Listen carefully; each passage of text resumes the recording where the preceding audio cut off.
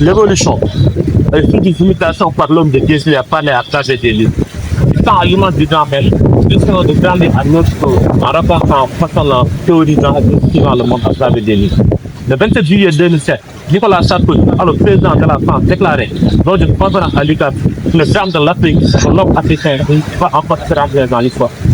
Cette affirmation était sans doute motivée par nos rapports ancestraux à l'oralité, qui est sujet à des situations le plus souvent subjectives, à l'oubli et même à la disparition. Car comme le disait Amour Ampateboy, en Afrique, le béati meurt, le faut se soulever ses cycles. Le fait de ne pas encore être assez rentré dans l'histoire n'est-il pas dû au fait que nous ne vivons pas assez? Plutôt devrais dire que nous ne vivons pas assez. Pour comprendre où on est le livre au Sénégal, nous proposons ce documentaire intitulé de Néa, qui est la première maison d'édition au Sénégal, à Raphaël, qui est un magazine pour enfants qui a vu le film en octobre 2024. Comment se porte le livre au Sénégal? Alors, je m'appelle Michel Jouga. Je suis éducatrice de la petite enfance, à la retraite, bien entendu.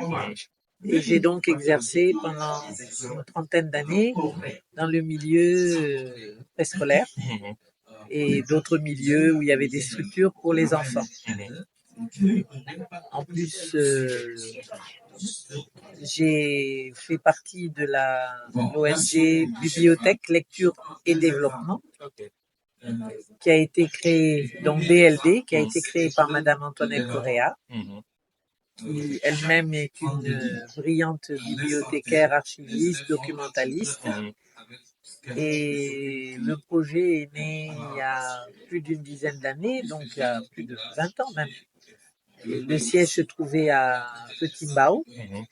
Et l'un des objectifs principaux de BLD, c'était de faire connaître le livre et donc de propager des bibliothèques dans les quartiers, dans les écoles. Il y avait également un bibliobus qui circulait et qui allait dans les régions à l'époque, qui a eu beaucoup de succès, parce que je pense que il est très important que le livre aille vers les enfants.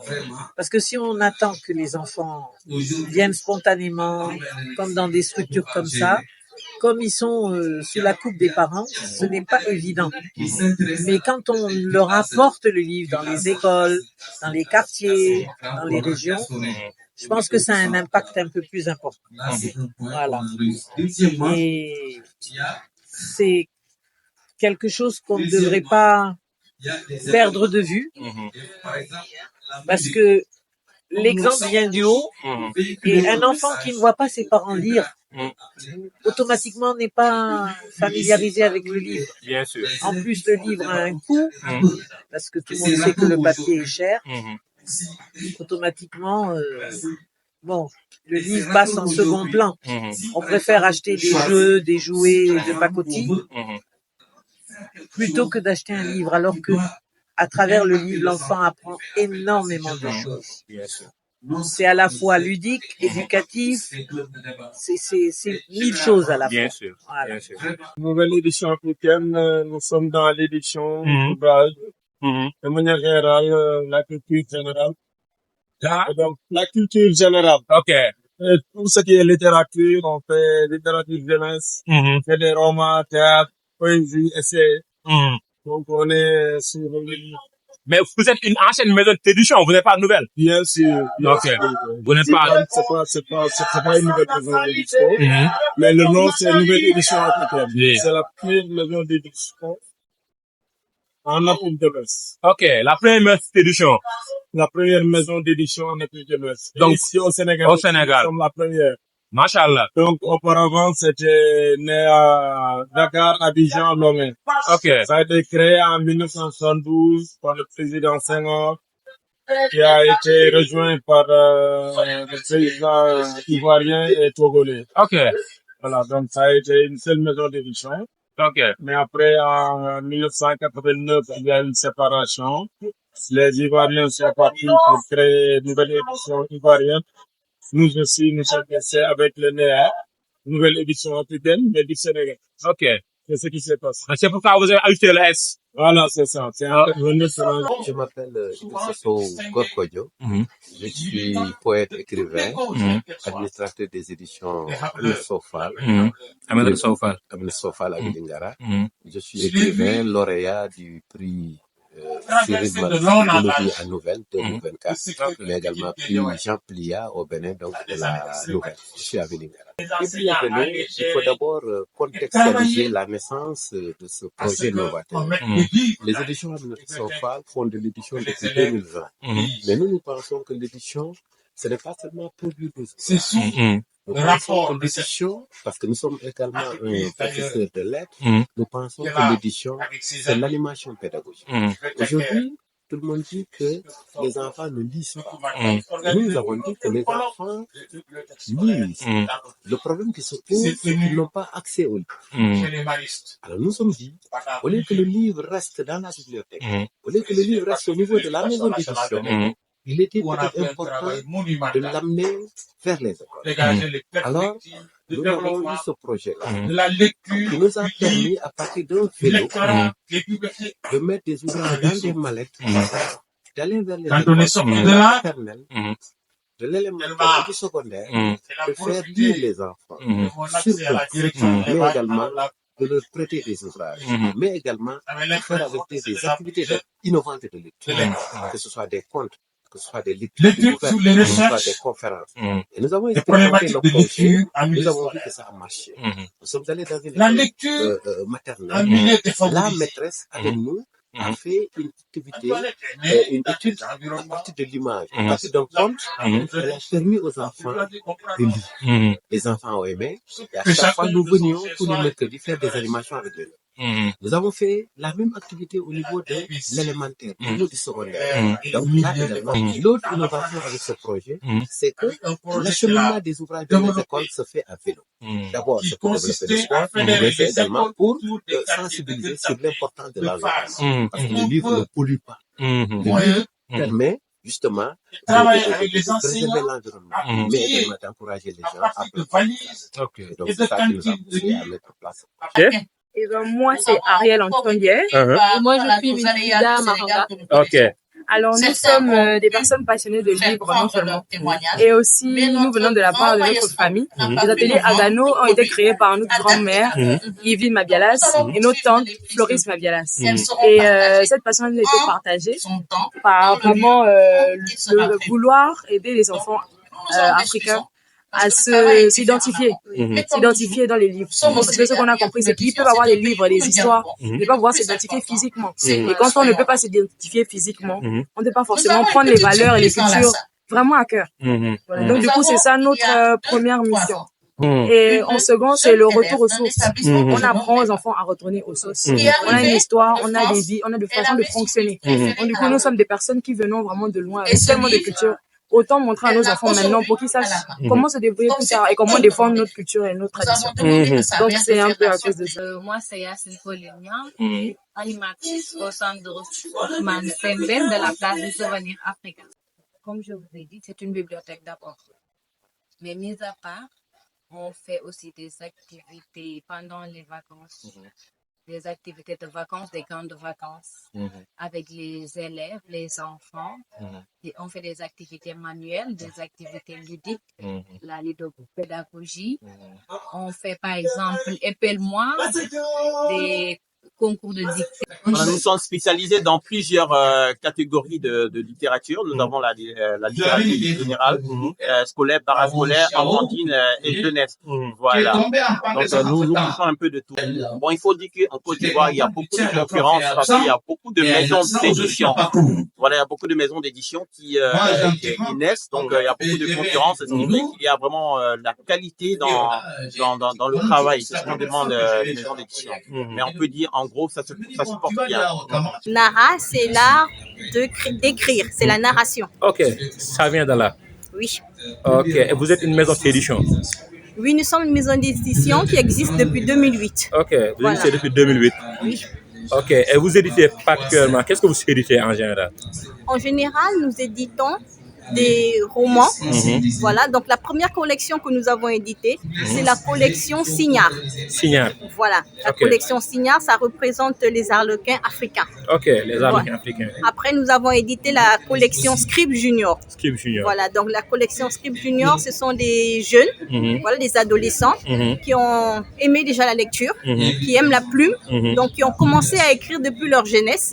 Voilà, donc ça varie entre la 6e et la terminale. Ok. Voilà. Et ensuite, nous avons la 3e collection qu'on appelle Team Timol. Team Timol. Voilà, c'est pour les tout petits. Voilà, ça commence à partir du, je peux dire, du CP1, voilà, jusqu'au CM2. Ok. Ça va jusqu'en 6e. Ok. Voilà, ça dépend de la manière dont l'enfant est éveillé. Ok. Voilà, donc c'est un peu ça. Je m'appelle Papa Samba Bachi. Je suis le directeur fondateur de la maison d'édition Maître du Jeu Édition. Maître du Jeu Édition. Qui sont présents au Sénégal depuis 2012. Ok. Et nous sommes dans l'édition générale. Ok. Donc nous éditons n'importe quel genre de livre, à condition que ce ne soit pas un livre de calomnie, d'insultes, etc. Ok. Donc c'est ça. Et nous sommes spécialisés également dans la détection de jeunes talents. Ok. Voilà. Je m'appelle Paulette Sabel-Gouris, responsable commercial des classiques de la Teranga.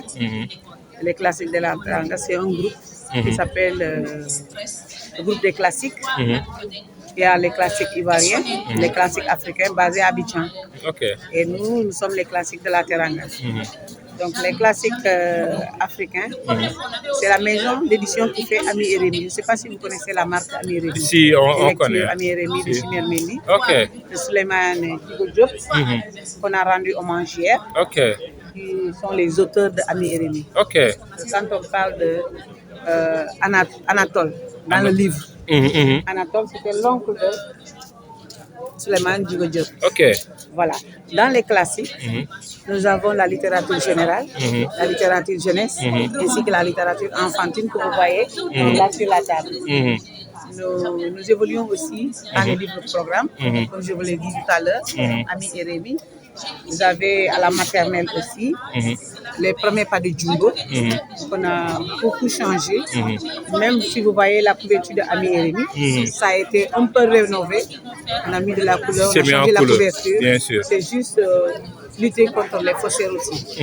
Parce que les faussaires nous ont beaucoup fatigués ici au Sénégal. Bien sûr. Voilà. Et nous avons aussi mes premiers pas, la collection Mes premiers pas, en bas là-bas.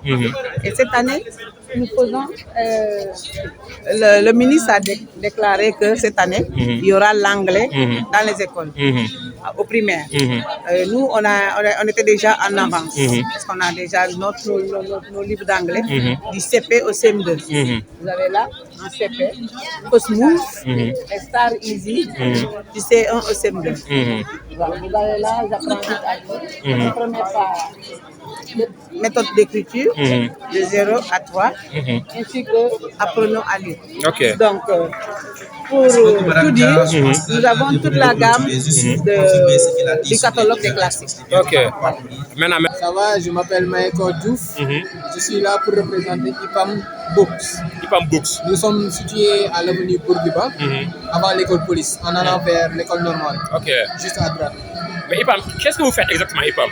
IPAM, nous travaillons en collaboration avec une maison d'édition qui se trouve en Angleterre, qui s'appelle Longbourn Books. Longbourn Books. Publishing Limited. Ok. D'accord. Donc nous travaillons avec eux. En parallèle aussi, c'est un institut de formation en marketing. Oui. Ok. Maintenant, vous vendez des livres en anglais? Oui, nous vendons des livres en anglais et aussi nous publions aussi des livres en français. En français. Pour l'élémentaire.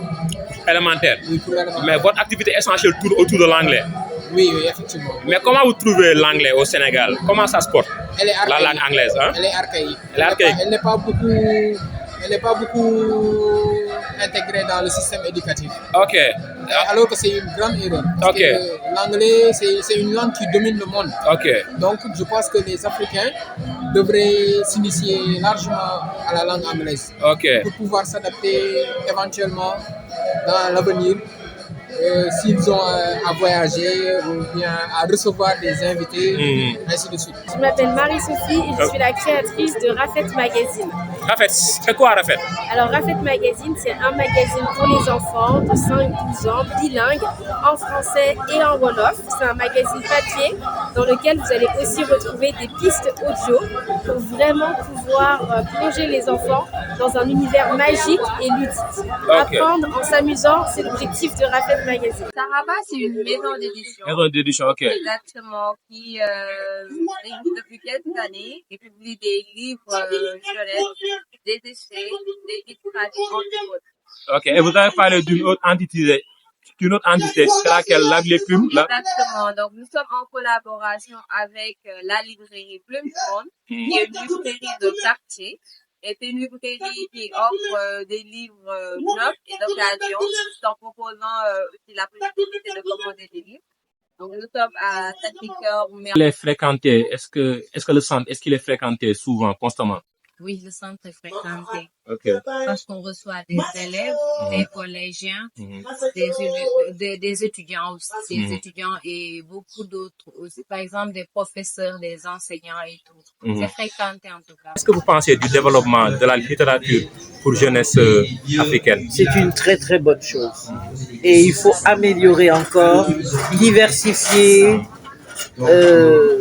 Moi, je dirais aux autorités qu'il faut absolument, puisque je suis pour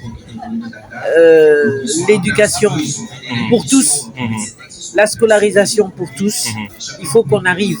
Un pays ne peut se développer que quand sa population est cultivée, éduquée, instruite. L'école doit être à la portée de tous les enfants africains. Bien sûr. Il n'y a que comme ça qu'on s'en sortira. Je pense que la bande dessinée africaine a beaucoup de l'avenir en ce moment. Voilà, il y a beaucoup de changements. Il y a des jeunes auteurs en ce moment qui essaient d'écrire et ça donne des bonnes choses. Voilà, c'est intéressant. Beaucoup sont intéressés par les livres par rapport au temps passé. Voilà, donc les enfants s'intéressent à la bande dessinée. Donc on essaie de traduire les bandes dessinées en langue locale. Voilà, en wolof, en français, en malinké, en poulard et tout le reste. Voilà, donc c'est assez intéressant. Ça permet à tout le monde de lire. Ça permet à tout le monde de s'intéresser. Voilà. Et ben, je trouve que c'est vraiment très bien. Je trouve par contre qu'il n'y en a pas assez. Donc j'invite justement tous les nouveaux auteurs, ceux qui ont envie de se lancer, de ne pas avoir peur. Même si le chemin de l'édition, c'est pas forcément facile, mais on a besoin d'avoir plus de modèles de représentation, plus de choses qui soient faites ici, localement, qui puissent parler à notre jeunesse, parce que la littérature, on croit en son pouvoir de transmission. Moi, je dirais que c'est vraiment quelque chose qui va permettre aux enfants de déjà connaître quels sont les héros de chez eux et savoir que aujourd'hui, aller, on va dire, percer dans de grandes choses n'est pas quelque chose qui appartient uniquement à l'extérieur, à l'Europe ou encore à d'autres traditions ou cultures. Pour leur montrer, en fait, moi je trouve que ça va leur montrer que déjà dans nos traditions africaines, on a ce qu'il faut pour aller loin dans la vie et retour à ces cultures-là qui ont aidé nos ancêtres à bâtir de grandes choses et qui nous aideront aussi à bâtir. J'ai vu que vous éditiez en plusieurs langues. Voilà. Il faut éditer non seulement le français, qui est notre langue, c'est notre langue de travail, mais également dans nos langues africaines. Au niveau de Kolda, nous avons édité les contes en français, en poulard, mais également nous sommes en train de les éditer en wolof français. Parce que nous pensons qu'aujourd'hui, tout développement doit reposer sur les langues nationales. Cheikh Anta Diop l'avait prouvé. D'autres comme Sembène donc l'avaient prouvé. Nous pensons donc qu'il faut, à notre avis, faire lire les enfants et en français et en langue nationale. Parce que comme le disait le professeur Suleiman Diagne, il faut aujourd'hui aller de langue à langue, de métalangue. Plus l'enfant maîtrise de langue, plus il s'en va. Vous êtes en train de faire votre transition vers le numérique. Bien sûr, le numérique. Et comment se passe cette transition? Cette transition, nous-mêmes, nous transformons certains livres en numérique. Mais également aussi, on a des partenaires qui sont carrément sur le numérique. Nous travaillons avec eux sur nous les donnons des ouvrages. Par exemple, le livre de Maria Meba sur le net. Il y a des gens qui nous le demandent, quand on donne ça en numérique. le mettre dans des sites avec Bien sûr. les élèves, le public pourra consulter. Ok. Qu'est-ce que vous pensez de l'édition et de la distribution de livres au Sénégal en ce moment? Ça marche pas ou ça marche moyennement? Ça marche comment? Bon, en ce moment, je trouve que ça marche par rapport aux autres années. Oui, cette année-ci, ça marche bien parce que je vois que les gens sont retournés sur faire la lecture. Je sais pas comment dire. C'est un métier assez difficile parce qu'il n'y a pas beaucoup de moyens. Mais c'est justement après, c'est d'ailleurs pour cela que le gouvernement du Sénégal, depuis 2012, depuis 2008, je pense, a mis en place un fonds qui s'appelle le Fonds d'aide à l'édition, qui essaye d'appuyer les éditeurs et les auteurs pour leur permettre d'éditer et de sortir des livres dans de bonnes conditions et qui soient également des livres de bonne qualité.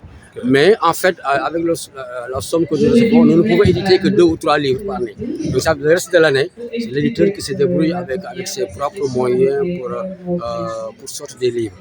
Moi, ce qui me différencie de beaucoup d'autres maisons d'édition, la maison d'édition que je dirige ne demande pas d'argent aux auteurs.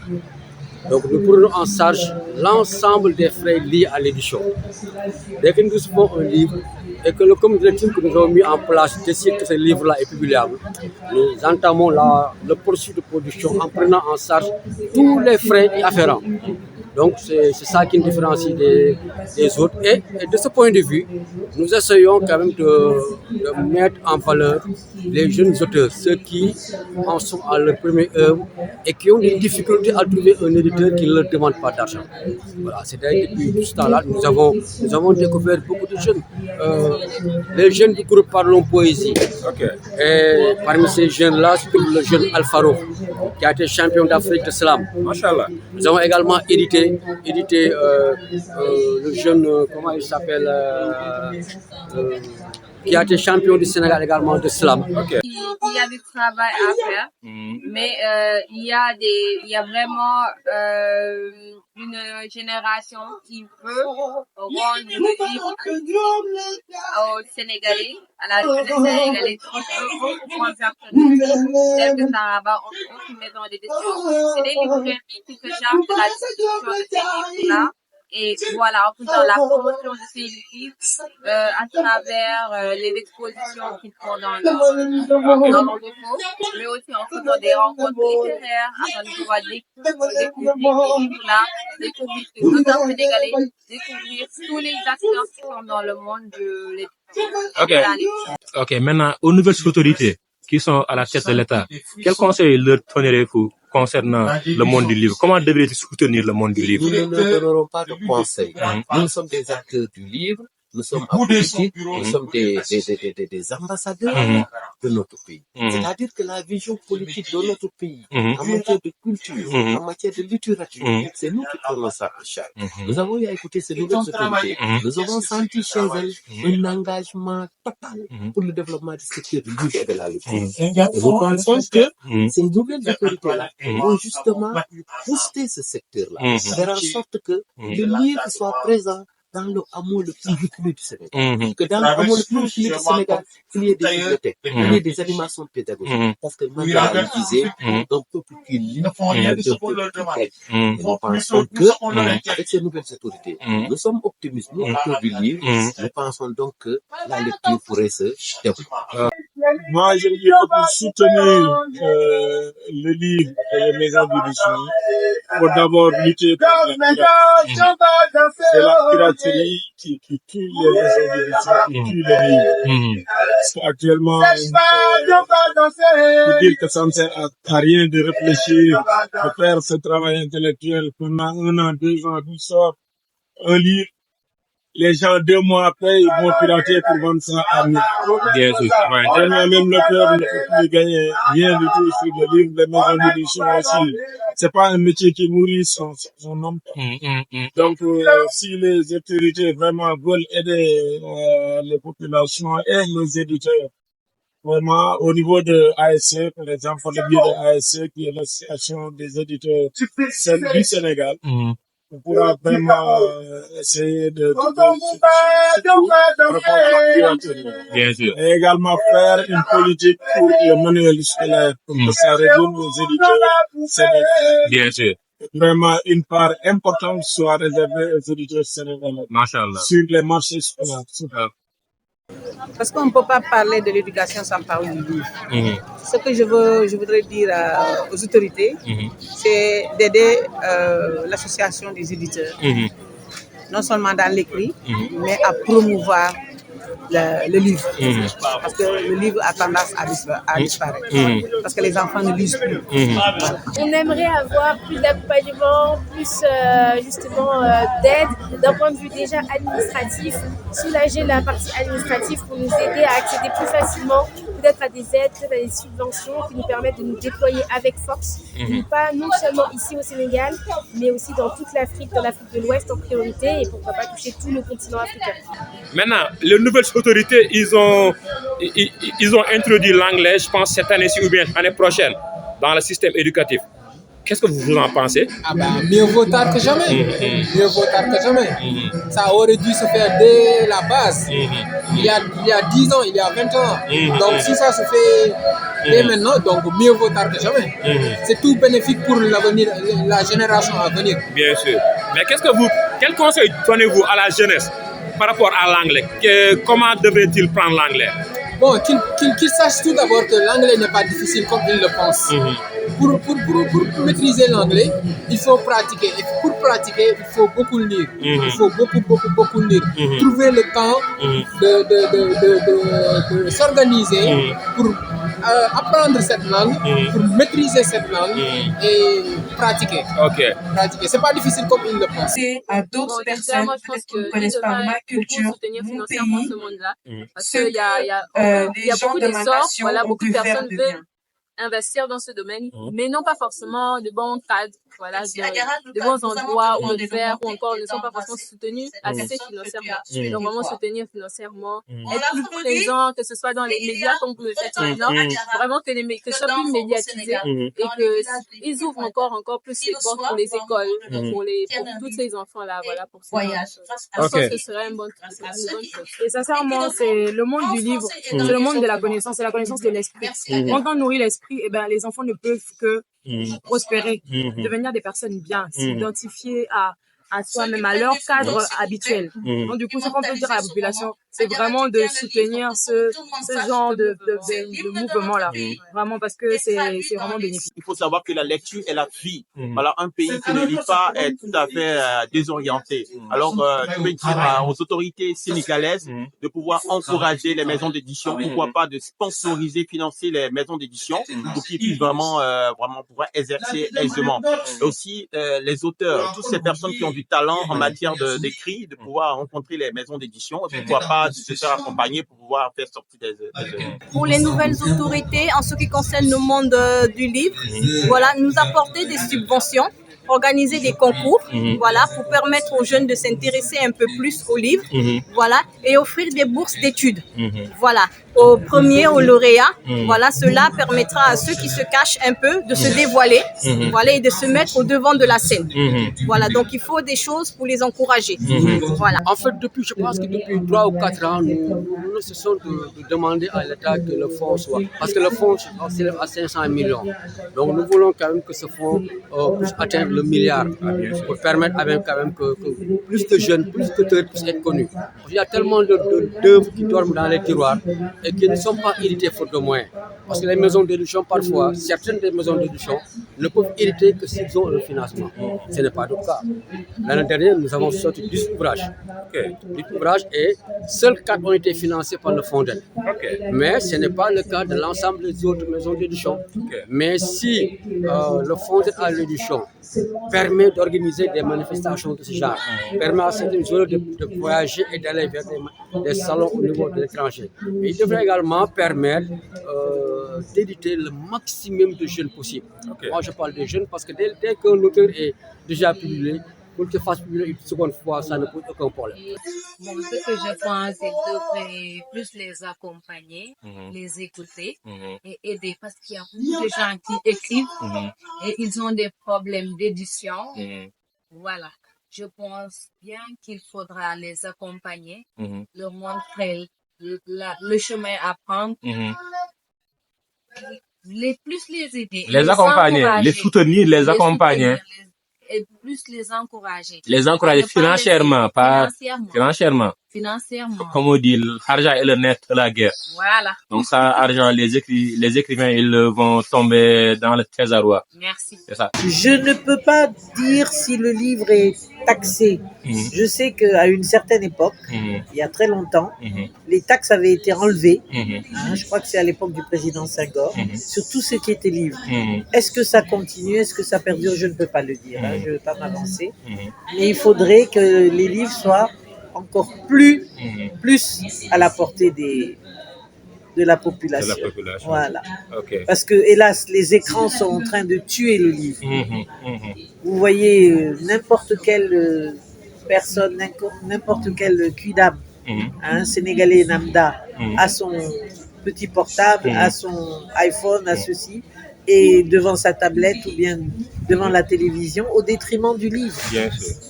Et c'est par le livre qu'on se cultive, c'est par bien le sûr. livre qu'on s'instruit. Bien sûr. Le livre, c'est une mine d'or. Bien sûr. C'est une mine d'or. Bien sûr. Voilà.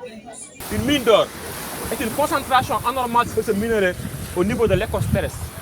Et pour avoir accès, il faudra creuser, encore creuser, excaver, étayer, rembler, tamiser et passer par tant d'autres procédés pour obtenir ne serait-ce que quelques pépites. Par analogie, si nous pouvons considérer le livre comme un lingot, sa création nécessite de passer par les mêmes méthodes, mais cette fois-ci pas au niveau de l'affleurement, mais au sein de l'esprit. À la différence de l'or, je veux dire du métal, le livre n'est précieux dans un pays que s'il est valorisé par ses dirigeants. Les revendications sont d'ordre générationnel. L'avant-garde, à savoir Néa et le groupe des classiques, se plaignent de la piraterie et réclament une part de marché dans le manuel scolaire. Les nouveaux, tels que Maître du jeu, Nara et Rafet, réclament à leur tour plus d'accompagnement, un allègement de la paperasse et l'organisation de concours pour déceler les nouveaux talents et primer les meilleurs. Hasard ou bonne étoile du livre, l'homme qui est chargé par le président de la République pour mener la politique qu'il a définie, je veux nommer Ousmane Sonko, le Premier ministre, est un écrivain. Il a souvent été qualifié de l'homme qui a révolutionné la politique sénégalaise, notamment par la publication d'ouvrages pour enrichir le débat public. Ce qu'il n'a pas oublié de rappeler à ses opposants lors de sa déclaration de politique générale. Je cite, avoir une opposition est une bonne chose, mais il faut une opposition responsable. Moi, quand j'étais dans l'opposition, j'ai pris le soin d'écrire. Alors faites-en de même.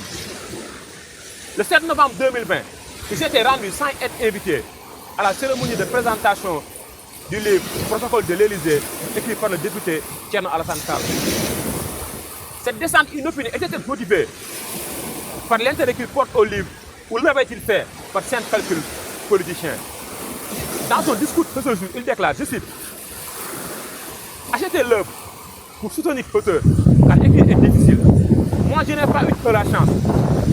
Le jour de la parution de mon ouvrage, à la nuit tombée, les gens l'avaient déjà craqué et se le partageaient par PDF via WhatsApp.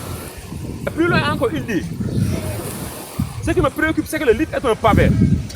Mais je suggère de le traduire en langue nationale pour que tout un chacun puisse comprendre ce qu'il contient. Car désormais, ce livre fait partie du patrimoine national. Donc, qui de mieux que lui pour placer le livre à sa place dans le processus d'émergence?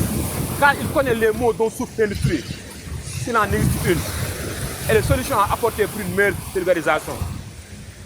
Ce film est aussi un prétexte pour rendre un vibrant hommage au regretté Aline Badara Bey, président de l'association des éditeurs sénégalais. Nous ne l'avons pas connu de son vivant, mais nous avons été orientés vers lui par plusieurs personnes lors de notre tournage. Aline Badara Bey aura passé toute sa vie à la recherche de l'Eldorado. Mais hélas, il est parti. Il est parti, mais il est toujours vivant. Il est toujours vivant à travers ses œuvres. Il est toujours vivant à travers le souffle de nos ancêtres. Ceux qui sont morts ne sont jamais partis. Ils sont dans le sein de la femme. Ils sont dans l'enfant qui vagit et dans le tison qui s'enflamme. Les morts ne sont pas sous terre. Ils sont dans le petit sétin.